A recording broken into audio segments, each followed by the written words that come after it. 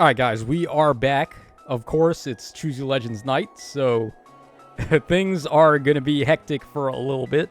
Now, we have the trailer here for the actual Choose Your Legends units, but we saw them in the Fate channel not so long ago, so what we're going to do here is I'm just going to give my opinion on how good I think each of the heroes are going to be after we take a look at stuff again. I'm very unsatisfied with the artwork. Not necessarily the artwork, but just the outfit for Robin.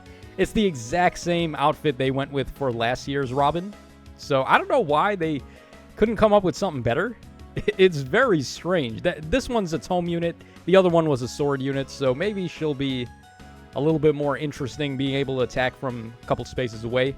But yeah, really, I just feel gypped on this one. I feel like there were so many other options they could have went with for outfits for her, and they just didn't.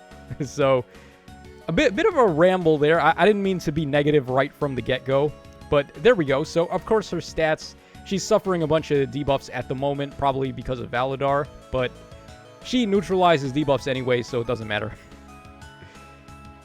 Alright, she attacks into Valadar. Robin versus Valadar, pretty classic there.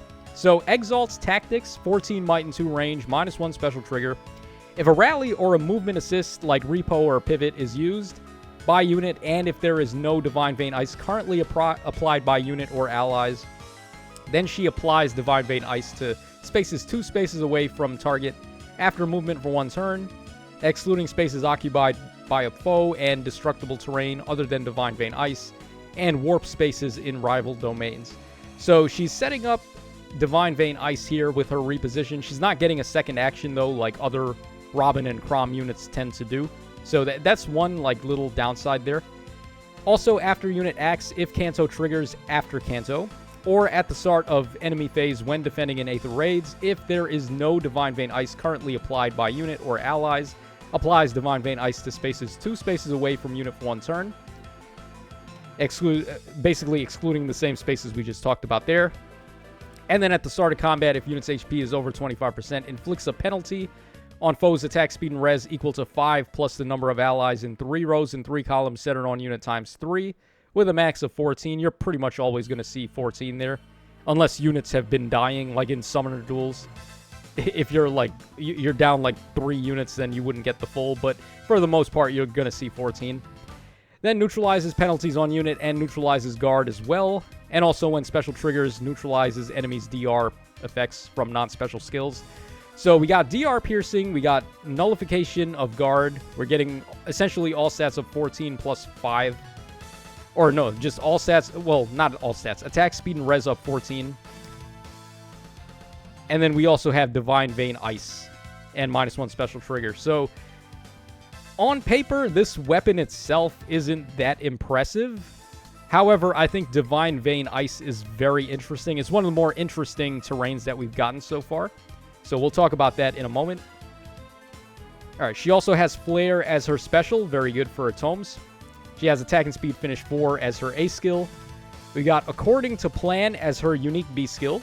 At the start of turn, if her HP is over 25%, gives Attack and Speed up 6 and Kanto 1 to herself and allies in 2 spaces for 1 turn, and also inflicts Hush, Spectrum, and Panic on the closest foes and any foes in 2 spaces of those foes through the next action. So unlimited range, Hush, Spectrum, and Panic debuff is very good. And this doesn't have to be activated with an action like the Baby Duo Robin does, where she has to repo first to activate it. So, just start a turn, unlimited range debuff for Hush Spectrum is very good. Then also, at the start of combat, if her HP is over 25%, inflicts attack speed and res -5 on the foe, deals +X times 5 damage, where there's a max of 25, and reduce damage from foes' first attacks by X times 3 with a max of 15. So, 25 points of true damage, that's a lot. That is quite a lot. And then 15 points of non-pierceable DR as well for the enemy first attack, which includes their Brave hit. So, I think her B skill is really coming in clutch here, as opposed to her weapon, which wasn't really doing much interesting outside of Divine Vein Ice. I think this is where we're starting to get to the goods with this Robin. And she wants to have 5 active effects, bonuses on herself or penalties on the enemies combined to get the full might of her 25 points of true damage and 15 points of DR. And she's already doing 3 statuses right here all by herself. We have Kanto 1, we have Hush Spectrum, and Panic. And it's not too difficult to get 2 more. So, yeah, you can expect her to have 25 points of true damage and 15 points of DR pretty much all the time. And now she has a new C skill called Creation Pulse. This looks like a Times Pulse variant. So if a penalty is active on the foe, then you get attack and speed up 3. And also, if your attack can trigger your special, then you get -X cooldown count before the first attack, where X is the number of penalty effects active on the foe, excluding stat penalties with a max of 2. So this is basically just like Rally Spectrum for everybody. Well, at least every infantry. I would expect this to be like infantry only. So this is going to be a premier fodder skill. This is very good. So this gets around stuff like Scowl. This is actually better than Times Pulse, because having the ability to pulse yourself before your attack is better than pulsing yourself before combat. So yeah, very good fodder. Very good B skill. Very awesome support here with the Divine Vein Ice and then the Hush Spectrum and Panic. So I would say Robin is pretty good. Now, as far as how good she is comparative to the other units, why don't we go ahead and take a look at the rest, and then we'll come to that conclusion.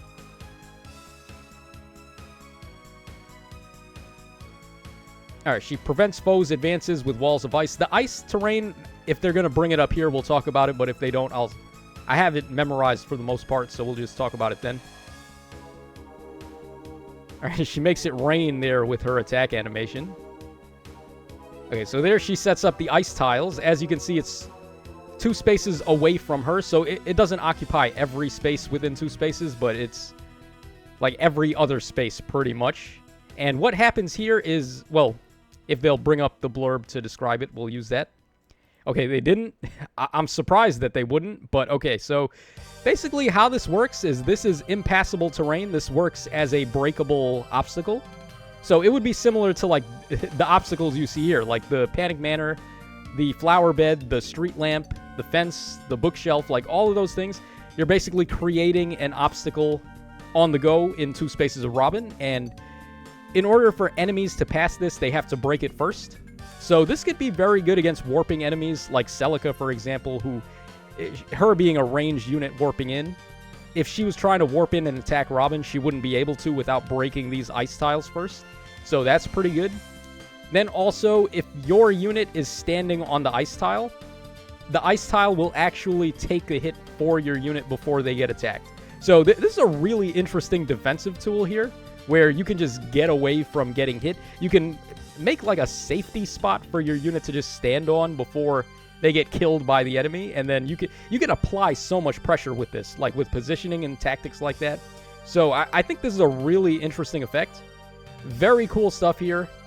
And for tanking, it's just like a free hit that you can just negate. So how would I describe this? It's like in Pokemon, like Mimikyu has an ability where it has like substitute before it gets like actually hit. So the enemies have to break the substitute first before they can then attack Mimikyu. That's basically what this is. So yeah, pretty good effect there. Especially where the game is headed right now, where like defensive strategies are on the rise again. Alright, next up we have Mortal Savant Felix, probably the most wanted attire for him, so it's good that they at least gave us that. Levin Sword, on the other hand, I would have liked it if they swapped. Like, give Robin Levin Sword instead of this guy and just give him, like, something else. But it is what it is. So he's an infantry sword type. Now, this guy is very interesting because he's got a lot going on. His stats are right here, by the way. We have 40 HP. We got 63 attack, 48 speed, 35 defense, 29 res. The BST increase has happened with Choose Your Legends, so 193 was what infantry melee was before. This guy is probably looking at 198 BST overall. So keep that in mind and plan accordingly for like arena mode and scoring modes where that may apply. All right, so as we see here, he's able to move 3 spaces, and if he took no actions, like no rally assist or reposition assist, he just moves and ends his turn. He can move again. And then he can attack a foe, and then after that, he can move again as well. So, new Levin Sword, 16 might, 1 range. Special trigger -2, by the way. So, max cooldown count can't be reduced below 1. So, we're going to start seeing this more. units are just going to have, instead of -1 special trigger, they're going to start having -2 special trigger at this point. So, obvious sign of power creep. Also, he's got distant counter built in, and then he has adaptive damage. And at the start of combat, if the foe's HP is over 75%, or if the number of allies adjacent to him is less than or equal to 1, then he gets all stats of 5, and a bonus to all of his stats equal to 15% of his speed at the start of combat. And he also neutralizes guard effects and cuts enemy DR by half. So, quite a lot of stats he's getting. He's nullifying guard, and then he's also cutting DR with distant counter, with adaptive damage, with -2 cooldown. So he's got a 1-hit cooldown gust, which is pretty good. Alright, then he also has attack and speed excel, so he's getting a lot of non-pierceable DR when he initiates, as well as on the enemy phase. Alright, his unique B skill here, Lone Wolf. So if a skill compares unit speed to foes or allies' speed, then he's treated as having +7. So Phantom Speed Light, essentially. And then if unit has not used or been the target of an assist skill during the current turn, then he gets another action and he inflicts isolation on himself and his pair-up cohort, if he has one, through the next action. And there's 2 conditions to activate his extra action here. So condition A is unit initiated combat, and condition B is unit took an action without entering combat. So that would be like if he just moves and ends his turn, I guess, or I guess rallies and assists would count to this because he hasn't entered combat. So he could possibly reposition and then move again, or rally and then move again, I think. They didn't show that in the video, but that's how it's worded here. So he has possibly 2 ways that he could move again. Just moving and ending his turn without fighting. And then by initiating combat, he gets another action there. So pretty good. Also, at the start of combat, if his HP is over 25%, or if the number of allies adjacent to him is less than or equal to 1, then he inflicts a further attack and speed, or all stats -5 on the foe. Deals damage equal to 20% of his speed, including when doing damage with a special before combat. So that works on AoEs, which is sick because, I mean, this kid has -2 cooldown, right? So we're talking about a 2-hit Blazing Wind. Then also, he reduces damage from foe's first attack by 20% of his speed during combat, including when taking damage from specials before combat. And then also, when the foe's attack triggers foe's specials, then he reduces damage by 20% of his speed again. So he's got, like, Excel built in, kind of, where he's getting true DR, and then if the enemies are trying to hit him with a special, he's getting more true DR there. So quite a lot. And, of course, he has Excel as well, so quite a lot of DR on this kid. And then he has Endless Tempest, which is going to be a brand new C skill. Looks like a split between Odd and Even Tempest, so I would imagine those are the prerequisites, and this will probably be infantry only. So at the start of turn, unit moves 1 extra space. Doesn't matter if it's an odd or even turn, so that's already good. And then if unit or foe initiates combat after moving to a different space, grants a bonus to all stats equal to the number of spaces from starting to ending position of whoever initiated with a max of 3, and neutralize foes' bonuses during combat. This was like so extra. They didn't even need to have that in there. The lull effect, I don't even know why that's there, but it is. And then he's also just getting all stats of 3, possibly if the maximum movement has been used. So it's stats with penalty, or stats with buff neutralization with +1 movement. This is going to be a really interesting C skill for a lot of infantry types. And this will also lessen the need to have to run a unit like Igreen, because like Igreen was the way we were getting +1 movement on infantry up until this point. But, I mean, you could just run this now. I would say, like, stat-wise, this is better than, as a self-buffing C skill comparative to, like, Incited and, like, Attack and Speed Oath, Attack and Speed Pledge. I think this is probably better, because you're still getting bonus movement, which is strong, and then you're getting a little bit of stats, not as much as those, but still quite a bit. And then you're nullifying bonuses, too, which every unit now is just coming with guaranteed bonuses. Like, how many units release these days that have, okay, attack and speed of 6 to unit and allies in 2 spaces, right? That's like every unit now. So being able to nullify that is very good. I think Felix seems pretty incredible. Is he better than Robin? That's hard to say. He's got a lot of actions, though. He's doing a lot of conventional things. He's like a God Sword with a bunch of extra actions and a bunch of movement. So I think he's going to be like the tried and true, like, okay, he's definitely good.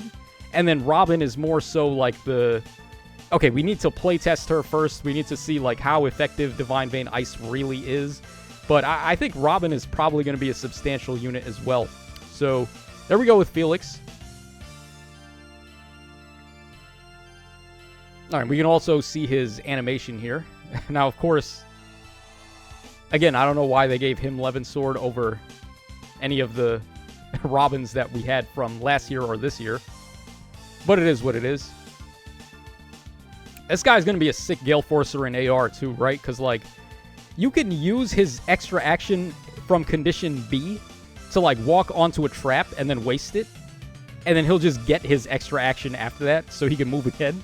So traps have become completely meaningless in Aether Raids for the most part. Alright, and here they're going to show him getting attacked, I guess, by Veronica. Veronica was unable to get her Null C or her Fire Sweep effect to go off because the conditions weren't met. And then, of course, he's just going to bop her. Okay, now we have Bernadetta up next. So the first place winner for the women's division. And Bernadetta, very... I don't know if I should say boring because we didn't have time skip Bernie in the game yet. But a very safe choice to go with this for her artwork. So... she's a Blue Bow Cavalry type. Okay, so Bernie's stats right here. We have 40 HP, 53 attack, 48 speed, 24 defense, and then 28 res. Okay. Now here, they have her attacking Ike, by the way. I love this, because what is every, like, I wouldn't say, like, most of the, like, big-time competitive players do this, but... if you go on Reddit or you go anywhere, like, what are the casuals talking about as far as, like, what makes a unit good? Can they kill Emblem Ike? If they can do it, they're good. If they can't do it, they suck. So, it's wonderful that they have Bernie showing off against Emblem Ike here, and she's going to whip his ass. So, for all of the casuals out there, this is a certified banger of a unit. She kills Emblem Ike right out of the box with no help. Okay, so her weapon, Inexhaustible. 8 might, 2 range, effective against flying, and Kanto distant with a max of 3. We have -1 special trigger and brave attacking as well. Even on the enemy phase, brave attacking, which is very good. So if unit initiates combat or a bonus is active on the unit, grants all stats of 5 to unit, grants a bonus to all stats equal to 15% of speed at the start of combat, and deals damage equal to 20% of speed as well, excluding on AoEs, and reduce the percentage of foes' non-special DR by 50%. So we have damage reduction cutting. We have 15% of speed as bonus stats and as true damage. 20% of speed as true damage. All stats of 5. Having a bonus active on her is going to be very easy. Like, let's be real. That's not going to be even a question. So she has a new special here. I'm guessing this is going to be for bow type units. So curved shot, 2-hit special. Boosts special damage by 30% of the greater of foe's speed or defense. And if unit or foe's special is ready or unit or foe's special triggered before or during this combat, and if unit can attack during combat, reduce damage from foe's next attack by 40%. So non-pierceable DR on a bow special, which is good. We haven't seen this yet on any of the range units. Like, none of the range specials have non-pierceable DR. So this is going to be very good for bows, especially bows that are, like, trying to be Omni-tanks. Like Shinin, for example, is going to go pretty hard with this.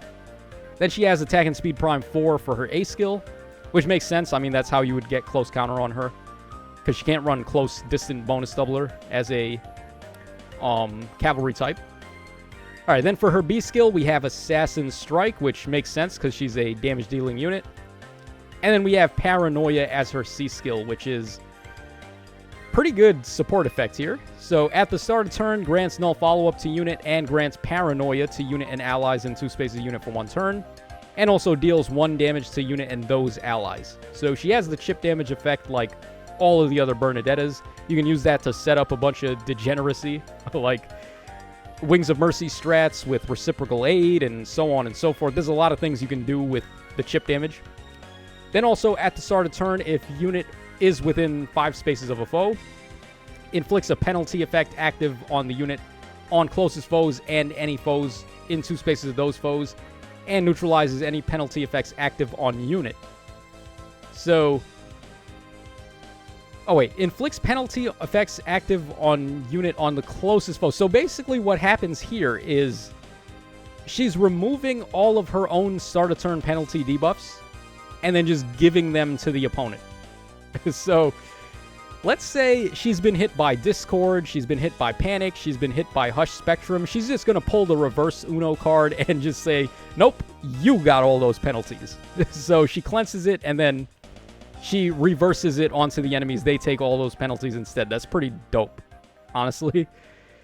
At the same time, too. So this happens at the same time as things like Attune Micaiah and King Freyr and all that stuff. So pile this one up for a very insane effect. Then also at the start of combat, if her HP is not full, grants attack and speed up 5 and neutralizes guard on the enemy. And also what the Paranoia status does is at the start of combat, if unit's HP is not full, grants attack up 5 during combat. And also if the unit initiates combat, unit makes a follow-up before foe's next attack. So basically you just get your Desperation and attack up 5 right there from Paranoia. Also, at the start of combat, if unit's HP is not full and the foe initiates combat, and if either that foe's range is equal to unit's range or the number of penalty effects active on the foe, excluding stat penalties greater than or equal to 3, unit can counterattack before foe's first attack, excluding when save triggers. So, now we're also tossing Vantage in there, and I love that they did this. They excluded save on that, because if you could save, like, swoop in with, I don't know, Amelia or Myrrh, and have them just tank a hit, and then they get Vantage, and they're plopping the enemy before they get attacked, that would have been too crazy. So I'm glad they at least had the sense to exclude save units from being able to use the Vantage. But it's still pretty good, right? Like, Vantage, now you can just turn anyone into Erica. Remember Attuned Erica, how she had Null C, she had Vantage, she had non-pierceable DR. You could just put this on basically anything you want now, any infantry type. So this is going to be a very annoying thing to deal with. Please, can we get more Hardy Bearing? We need, like, more Hardy Bearing seals. Like, give us Hardy Bearing 2, Hardy Bearing 3. Instead of in the squad assaults where we just get, like, stats all the time. Give us more Hardy Bearing seals. Alright, so here we have her just demolishing Ike, as I said. Takes her a lot of hits to do it, but she is able to do it in the end. So there we go. Alright, here they're going to show off her Vantage effect. So even trying to attack into Bernadetta is going to be pretty rough. Alright, so Nurgle comes in, and then he just gets clapped pretty badly. Alright, and then here we go. Now Alfonse's turn. I think Alphonse is easily the best one out of the batch, and we are going to take a look at why. So Alphonse is going to be an Axe Cavalry type. Pretty good. Artwork checks out. He's basically just Gustav on a horse with an axe, which is fine. So his stats are right here, but it's kind of hard to, like, judge what his stats actually are because he has this brand new status effect. Well, it's not really a status effect. It's... How do I even describe it? We'll describe it in a moment, right? But, like, his base stats that you see on screen are not necessarily what it is. So, Majestic Glitner, 16 might, 1 range, enables Canto Distant +1 with a max of 4. Yeah, -1 special trigger. At the start of turn, if there's any ally in 3 rows or 3 columns centered on him, then he gets defense and res up 6 for 1 turn, and he also gets 1 extra movement for that turn as well. And if his special cooldown count is at max value, then he gets -1. So it's pretty much always going to be pre-charged. Makings of a King, which is a 2-hit special. He's got -1, and then he just times pulses himself. Then if unit initiates combat, or if there is an ally in 3 rows or 3 columns centered on unit, then he gets Def Res up X to himself, and inflicts Def Res -X on the foe, where X is 5 plus the number of allies in 3 rows or 3 columns centered on him times 3, with a max of 14. So essentially, he's getting +14 defense and res, and the enemies are taking -14 defense and res. Pretty substantial numbers there. And then deals damage equal to 10% of his defense, and also reduces damage from foes' attacks by 10% of his defense during combat. Both of these don't work on AoEs, though. And then also, when his special triggers, he nullifies enemies' DR from non-special skills. And if he initiates combat, or if there's an ally in 3 rows or 3 columns centered on him, After combat, then he gets another Times Pulse. So he has Times Pulse 4 built in, basically. So he's always going to be able to proc this special unless Scowl is taken into account. So, again, we're putting more credence onto Hush Spectrum for that. So, Makings of a King. This is one of the most ridiculous things I've seen. Boost damage by 30% of his defense, plus defense great talent when special triggers. Reduces damage from attacks during combat by percentage equal to 40, minus 10 times the current special cooldown count value. And then at the start of the turn, grants attack, defense, and res great talent plus 2 to himself, and attack, defense, and res great talent plus 1 to allies in 3 rows or 3 columns center on him. So essentially he's always getting 40% DR because his special is always pre-charged, unless the enemies have like a Scowl effect to take it off of him. But for the most part, this is going to be 40% non-pierceable DR.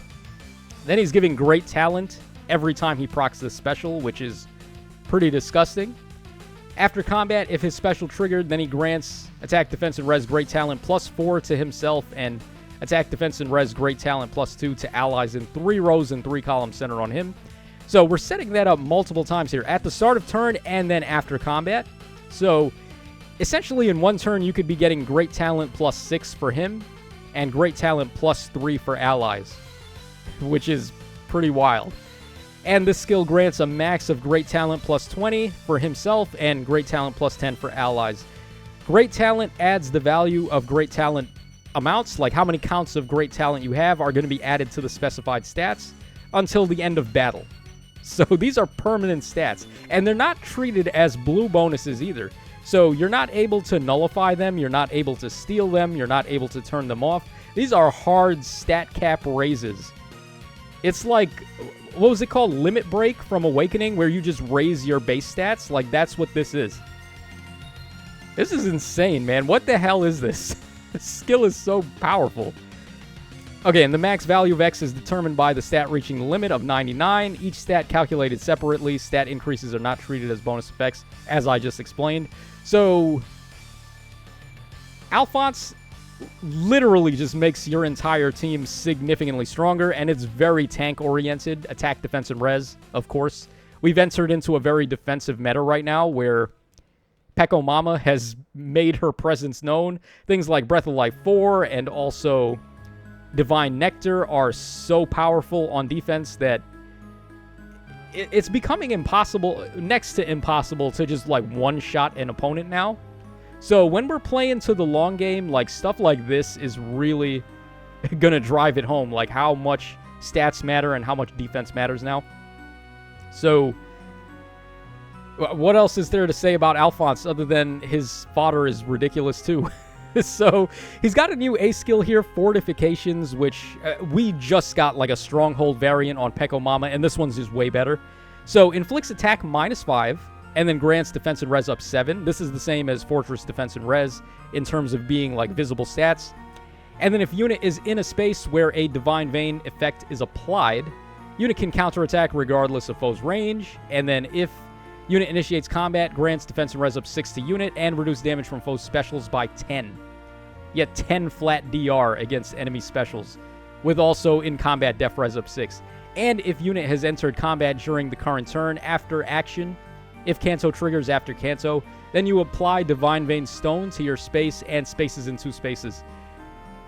This is like the Flared Sparrow of defense. This is ridiculous.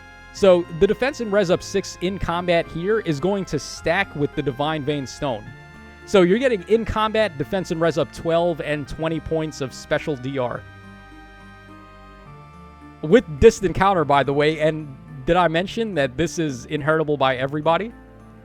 Because Fortress defense and res have no restrictions. You could put this on any unit. So it's literally distant counter with Divine Vein Stone, with Divine Vein Stone's effect already baked in. So it's double Divine Vein Stone with distant counter. Talk about power creep, man. What the hell? Peko Mama did not deserve her A skill to get wrecked that badly. Alright, then he also has Reopening, which is a new B skill, like basically guard 5.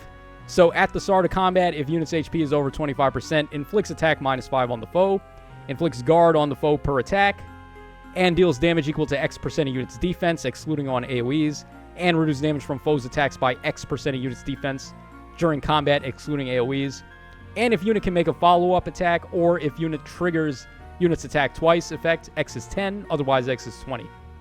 So, pretty much X is going to be 20 for this guy, because he doesn't have a guaranteed follow-up, he doesn't have a brave attack, and he's slow as hell.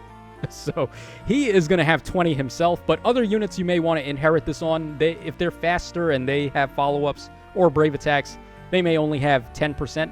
So, this is like the Lagoo's friend for everybody, though. This is on that same level, I would say, because you're inflicting guard and attack -5, and then you're getting 20 points of non-pierceable DR.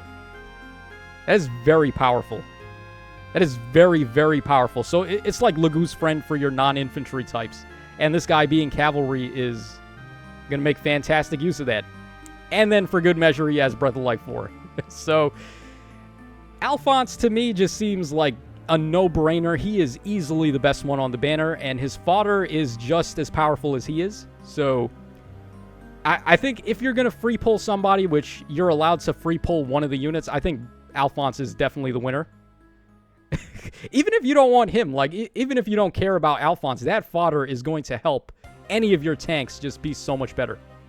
And you can inherit all of his stuff too, right? Like, in one shot. Because fortifications, probably the prerequisite is Fortress Defense or Fortress Res. That's so easy to get. Guard 3, so easy to get. And then Breath of Life 3 is so easy to get. So any copy of this guy you summon, you could just get all of his stuff in one shot. Very powerful. And no restrictions either. Breath of Life 4 has no restrictions. Guard has no restrictions. And Fortress Defense and Res has no restrictions. So his entire kit can be given to whoever the hell you want. Yeah, so I don't know, man. I think Alfonse is easily number 1. As far as number 2 is concerned, I think it gets a little interesting there. Like, who do you think is number 2? Right now, I'm leaning towards maybe Felix, but I think it's very close, though, between Felix and, believe it or not, I think maybe Robin sneaks in there, because she's doing the Hush Spectrum anywhere on the map debuff, which is very good. And then she also sets up Divine Vein Ice, which I think has a lot of potential that people may not be realizing right now, just like having, like I said, a substitute for taking damage before they can actually get at your unit. That's going to be very good. And promote a lot of offensive strategies as well, especially in summoner duels too, where you can set up Divine Vein Ice, have a unit stand on the ice tile, and the enemies cannot answer that unit, right? Like, they have no way to just kill them on that one turn. And then you're free to have that unit just attack somebody and get away with it. So, yeah, I think Robin and Felix, for me, are fighting for second place, and I think Bernie is probably in last place, mainly because a lot of her stuff can be countered by Hardy Bearing. Like, if Hardy Bearing becomes more common, then her status effect is not going to be, like, as crazy as it is. Although her fodder is very good, right? She has Curved Shot, and then she has Assassin's Strike as well. So that would be my consensus here.